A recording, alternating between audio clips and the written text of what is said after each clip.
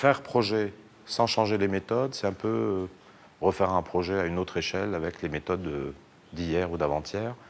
Et je pense, enfin, on pense que c'est pas très intéressant. Nous, on s'est tout autant attaché à travailler un peu cette question méthodologique que la question du projet. Finalement, on pourrait presque résumer notre travail, notre double travail, en presque un système vraiment au miroir, avec d'un côté la matrice des métropoles mondiales, de la métropole de l'après-Kyoto.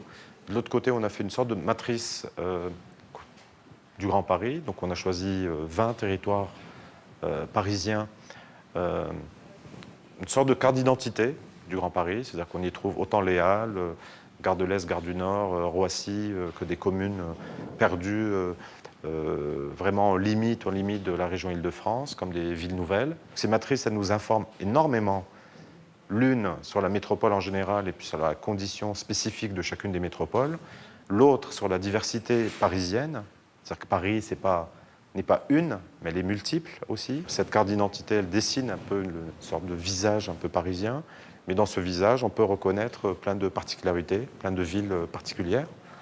Et à côté de ça, on a travaillé sur des situations qui sont presque des actes de projet, mais à petite échelle, et qui essayent, chacune à leur manière, de montrer de quelle manière, à la petite échelle, à l'échelle quasi d'un quartier, même d'une architecture, même d'un espace, surgit la question métropolitaine. Dans le plus petit espace, la métropole, elle est là.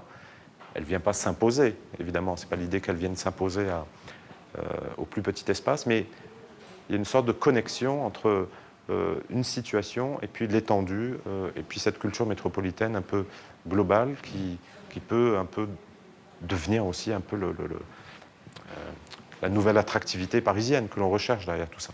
En fait, ça nous a conforté dans l'idée selon laquelle, si Paris devait faire métropole, elle devait se construire sa culture métropolitaine propre.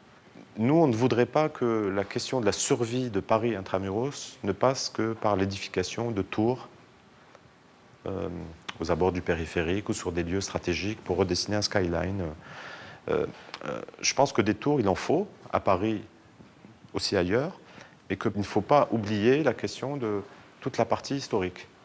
Dans son patrimoine, elle a encore les moyens de concevoir un vrai collecteur métropolitain à l'échelle du grand territoire du Grand Paris.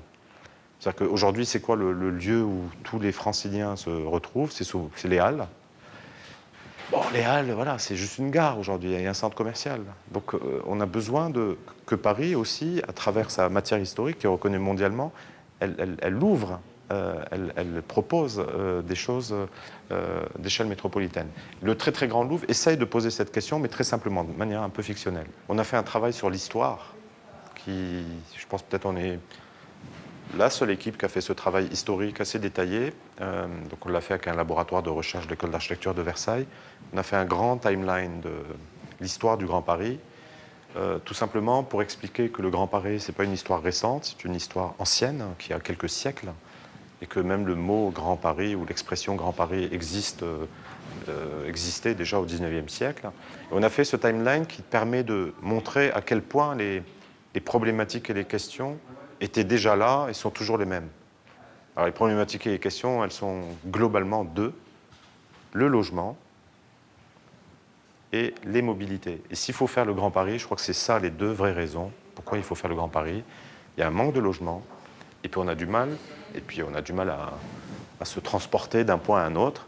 Et puis les deux constituent une troisième raison, peut-être plus globale, qui est la question de l'attractivité, de la brillance de Paris à l'échelle mondiale. C'est-à-dire que si on n'a pas de logement et qu'on ne peut pas bouger d'un point à un autre, il est très difficile à Paris de se positionner dans la compétitivité des grandes villes mondiales et des grandes métropoles mondiales. Donc ça, c'est les trois raisons éminemment importantes qui expliquent un peu l'urgence de faire des choses.